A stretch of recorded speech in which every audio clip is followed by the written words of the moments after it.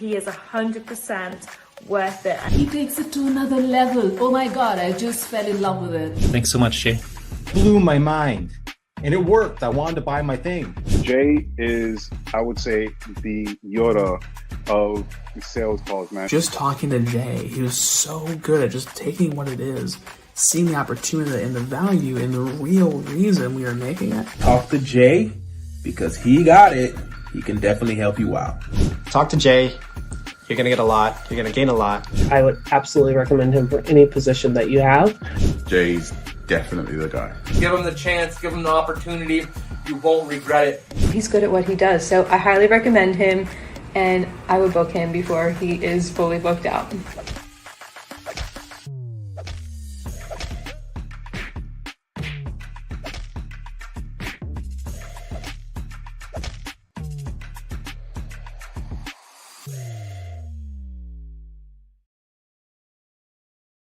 Welcome back to the Sales Ninja Show podcast, where we cut through the noise, ditch the outdated sales tactics, and show you how to close deals with confidence and integrity.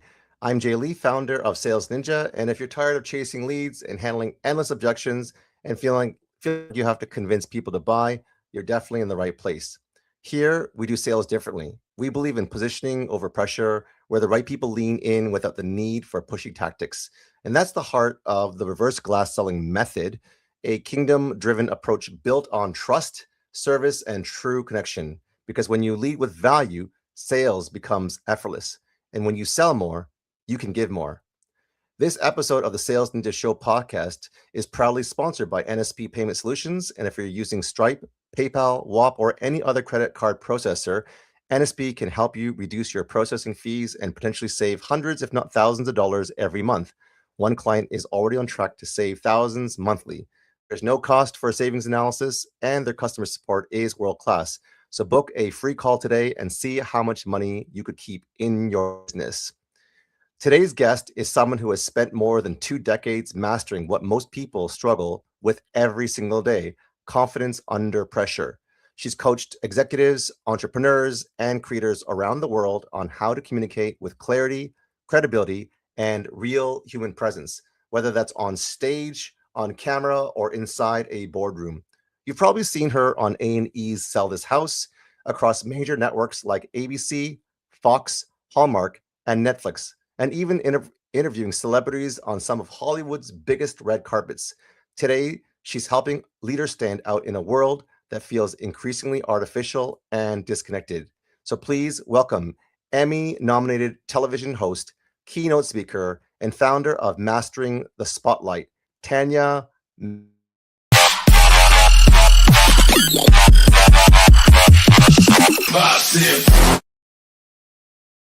Hi. Hey, Tanya, how you doing today? I'm pretty good. That was quite the intro. I loved it. Yeah, you are amazing. So that was easy to do. I mean, I was talking about your intro. Okay. There you go. Thank you for mine as well. You're welcome.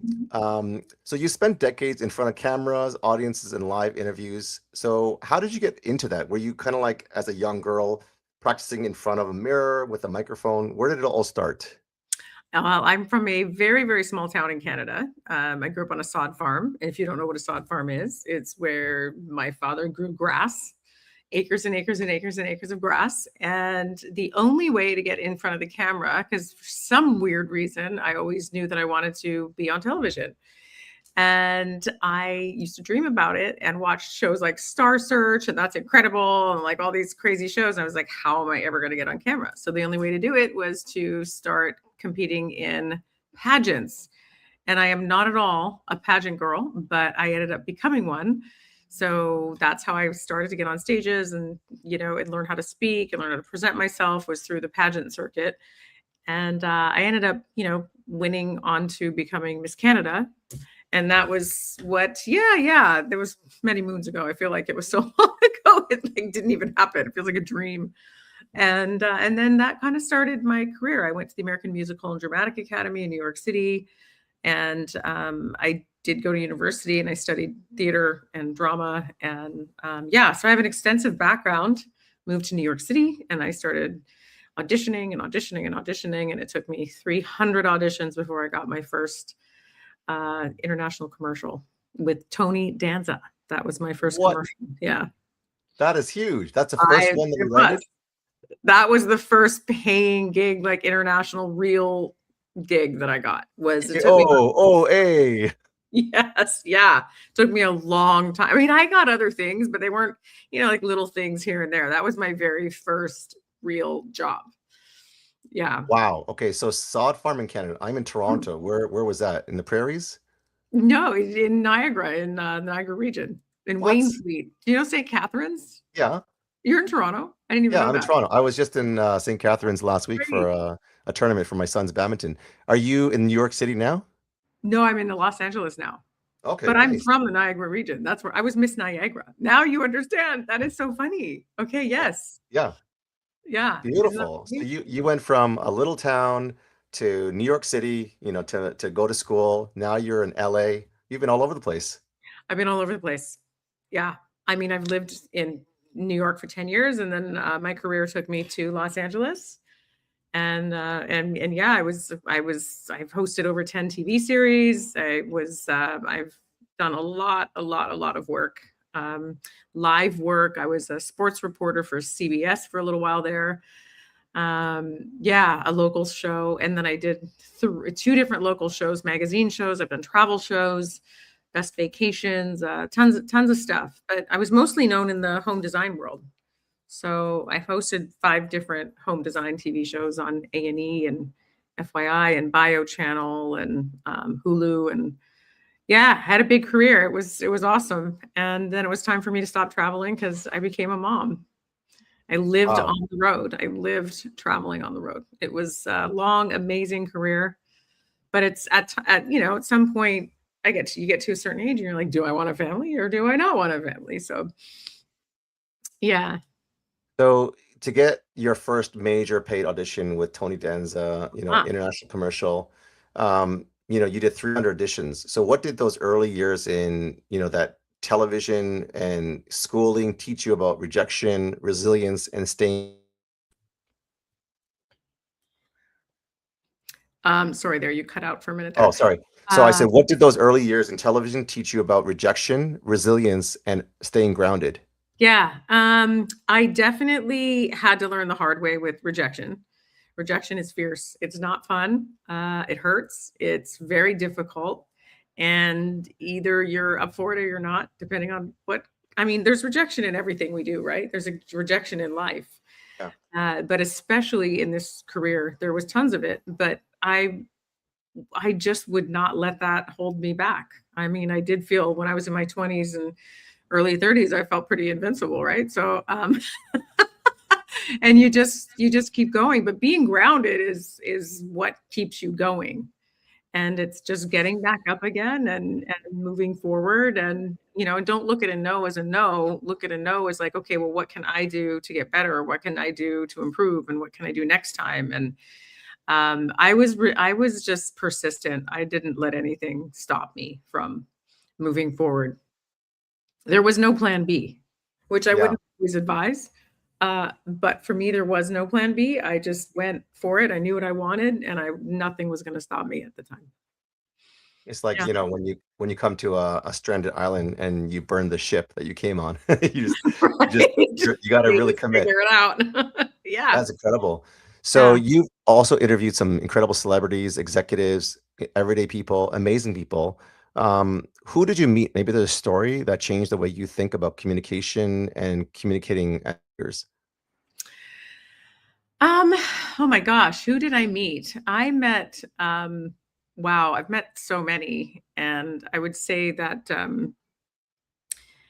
I met Jennifer Aniston was one of my biggest interviews. That was pretty cool. But when it comes to every celebrity is different, right? Yeah. And everybody's there for a different reason. So I would do these things called movie junkets. And so I would study really hard, and they would have you show up at a hotel, and the celebrities that were the stars of those movies I would have to interview them. But you would go into a separate room where they would come in, and you had 5 minutes with each one. And so you had to be on, you had to ask the right questions, you had to, and then you also would have the pressure of the network they would want you to ask questions that aren't always the questions that the celebrities want to answer. And that was hard, right? So that's how it kind of started off with what I have learned to what I've mastered now is communication, and is, warming up the person when it comes to an interview, warming up the person before you go in for these questions that can be very uncomfortable because they have to trust you, right? And especially with big celebrities that don't have to answer the questions if they don't want to. Like, they can, or they can walk out, and they can also get you fired. So it's kind of like this dance that you play, and it's a very important one. And it's a skill that now, I teach people when they're pitching. I teach them when they're trying to build their social media. I teach them when they're interviewing, when they're doing podcasts, all kinds of stuff. Yeah. But I would say like that was a really amazing interview. Bette Midler was incredible. I mean, I know she's like a little, but back in the day, like, she was absolutely incredible. Yeah, I mean, there's countless celebrities that I'm just trying to figure out in terms of like a lesson that I learned, like what would that be, right? But in general, it's like when you're interviewing celebrities, you have to play this little dance, if that's what you mean. Yeah, 100%. Yeah. When you say that you help people either find their voice and develop a skill to communicate or to pitch, what is someone that you would tell, maybe an introvert or someone who is soft-spoken, to be able to pitch or gain the attention when their natural default is to be quiet, reserved, and not gaining attention, if that makes sense? Right. So it depends on what they're pitching. Right. And so, and a lot of it is practice. So I don't just like start off with teaching them how to pitch it, like the structured pitch, right? I don't teach it's some of it is just your presence, and some of it is practice. And so when I'm coaching them, we start at the very, very basics. So I teach a lot of presence. I teach the charisma equation. I teach the inside smile, which is something. So I try to help get them sort of out of their shell just to start, because that's a part of it. And many times when people are very shy to be on camera, it's because they have that little voice inside saying, "Oh my gosh, what do they, what do I have to share with the world? What do they want to hear? I don't like the way I look. I don't like the way I sound. What are my parents going to think? What is my family going to think? What are my friends?" So all these things go on, right? And I have this thing called the 30-day challenge. And that's exactly for people who just need to become more confident on camera. Let's just get over that obstacle, is that. And in 30 days, like, they're creating videos where their hair is a mess. They just woke up and they're just doing it. So once we can get them past those little voices inside and get them feeling a little more confident on camera, then I can move on to the pitch, right? Because you can't just like, it happens in stages. It really does. Yeah. So let's say they're doing like, I don't know, I'm just thinking like talk or like an investor pitch, whichever one that you can relate to, or with your clients. How would they, after the 30-day challenge, they gain their confidence in the camera? What would be the next step with either or a TEDx talk or like an investor pitch where they're trying to get capital from investors on their product or service? What kind of skills would you help them as someone who's learning how to gain confidence and clarity? Yeah. So the 30-day challenge is for a certain set of people. So that's one thing. That's for people that are really shy and really just trying to build their business on camera and want to be the face of their brand, but they're too shy. So that's that. Then I do one-on-one in a series of 10 sessions where I teach public speaking, where we get them literally on stage with and I teach in a way where there's no memorization, where it's just, there's a whole format that you follow. It's called speech mapping. So I teach them speech mapping, and by the time they get on that stage, is it memorized? They know their points, but they're not memorizing. That speech is not memorized, and it's their life story, like whatever that is. It's their message, their life message. So that's a different type of coaching. And then with my executives, because they already know their stuff. So I love teaching people that are in very powerful positions that the main problem with executives is that they overtalk. They don't know how to, make it concise. They put in too many statistics. It's like they're so intelligent and so smart with their stats and with their information that they put so much in that it's just, and a lot of them, sometimes it can be sort of monotone too. So the person on the other side is taking in like 10% of what they're saying. And it's not really structured properly so that the brain on the other side can take in and register and retain the information that they're pitching. So a lot of it is structure and presentation, like how you present yourself. So it's a series of one-on-ones. I do group coaching too with, so right now I'm working with a big investment team. And we do group coaching and then we do one-on-ones every month, but it's very intense and they keep me on my toes. And, and I love to see when they send me a text and they're like, the pitch went great. And like, these pitches are no joke. They're like hundreds of thousands of millions of dollars. And sometimes over like, in the billions. These are not small pitches. These are big pitches. And to be able to teach them how to structure their pitch and to present so that they're not boring, so they're charismatic, so they're warm, so they're engaging, so they connect is what I do.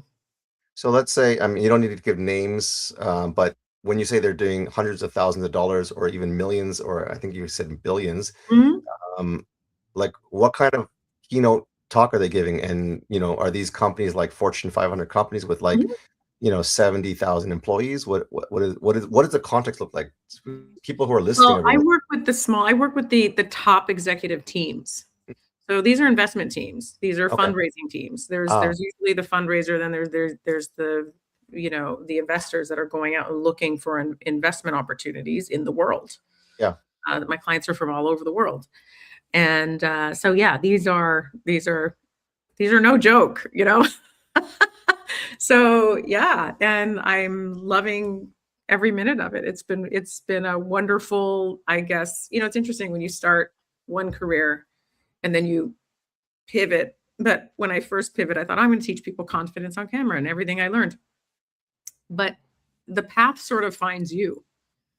And now I'm totally going into the leadership language and leadership communication and how to help leaders and executives structure their public, their speech, their investing pitches, things like that. So like, I love working with people, for example, since AI is such a big thing. So I would take an executive that teaches AI, that he's teaching AI to the masses, right? But the information he knows is so high tech that sometimes they don't really understand, that the people in the audience have no idea what they're saying. Yeah.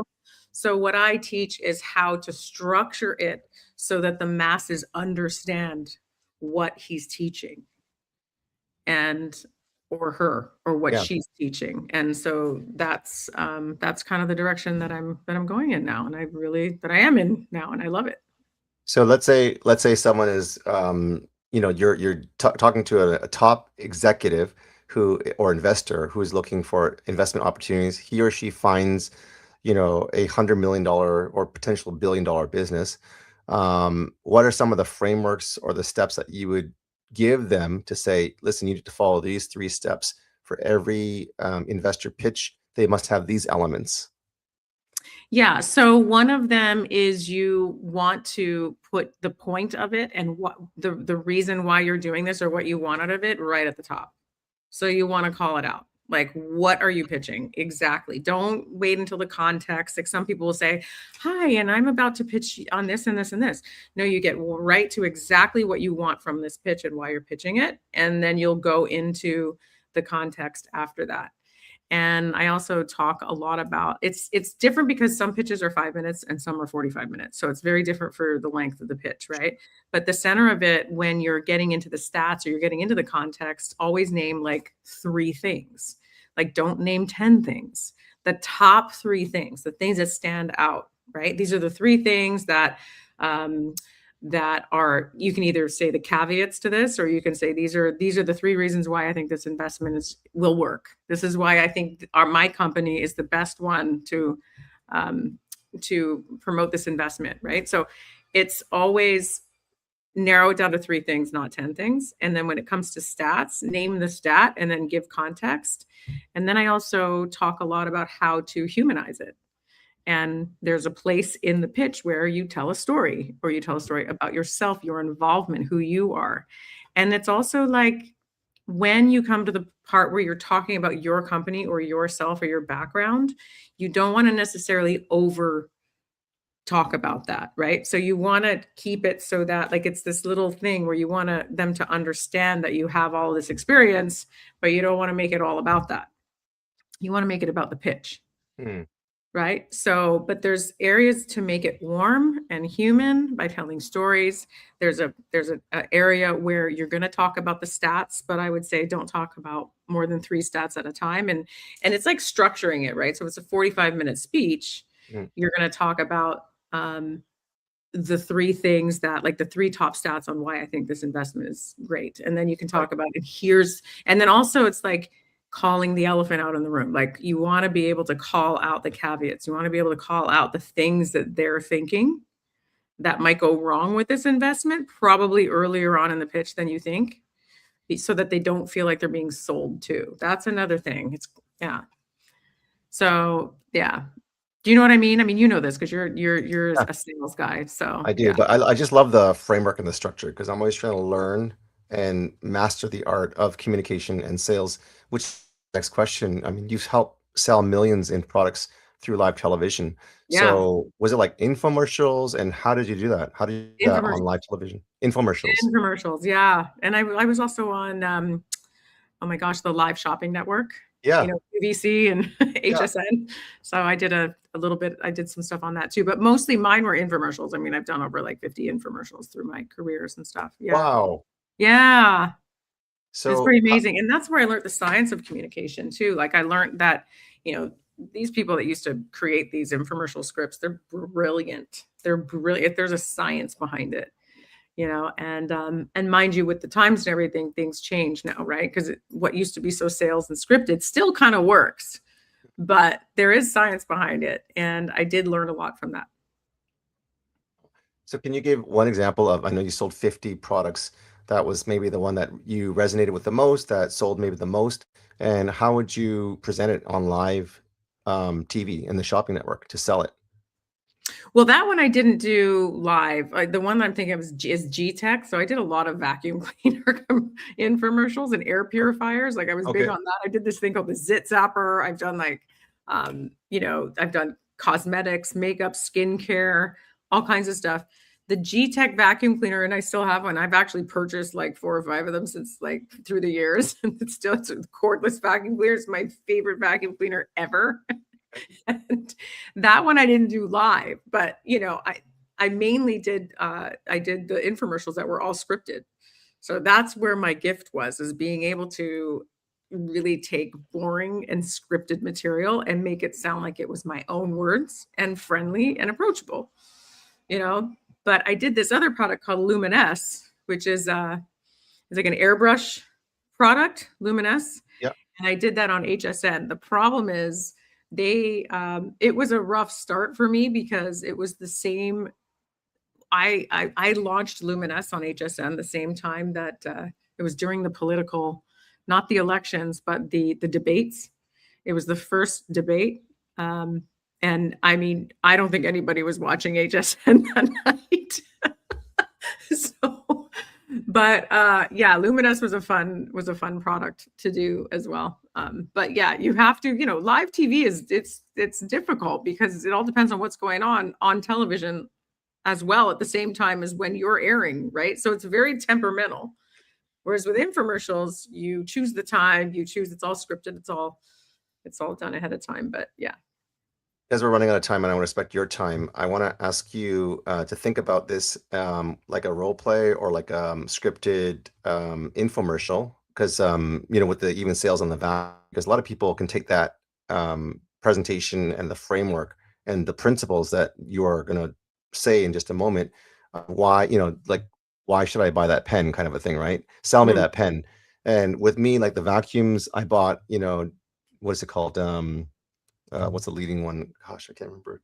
Dyson vacuums. Dyson, yes, Dyson, right. And I have that, and I spent a lot of money, and the vacuum sucks. I mean, it's. I wasn't going to say that, but yeah, I have never done a Dyson. So it's supposed to suck the dirt, but it sucks as in it sucks. It's not very good, right? And so I bought a Miele, which is it German or something like that? And that was very expensive. Very expensive, but it does the job. And then like a stick vacuum for that is like $1,000, which is expensive. So I want to know why G-Tech is maybe better and maybe more affordable. And if you can kind of just pitch me with your, you Well, know, listen, I'm not going to pitch you. I've been doing this my whole life, but I will tell you yeah, that the reason why I love that vacuum cleaner, if you don't know it, is because it is cordless okay, and it works on every single surface. And I've gone through, the only thing is, I will say that like I've probably gone through 3 of them. So you do have to get a new one every few years, but it's got, you know, it's just great, and everybody that I talk about that buys it loves it and always gets another one and another one. I mean, can you, like, a cordless it's light, you can pick it up, you can vacuum stairs with it, you can vacuum furniture with it, it goes on, you know, wood floor surfaces all the way to carpet. Like, you literally, I just, aside from a Roomba, this is like the next best thing.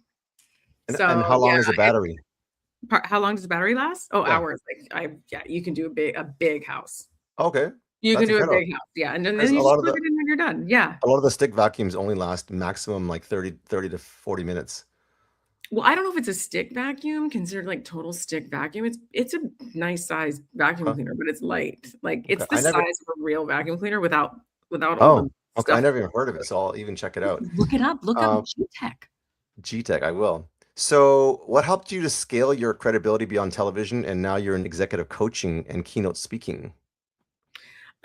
What helped me scale it? Yeah.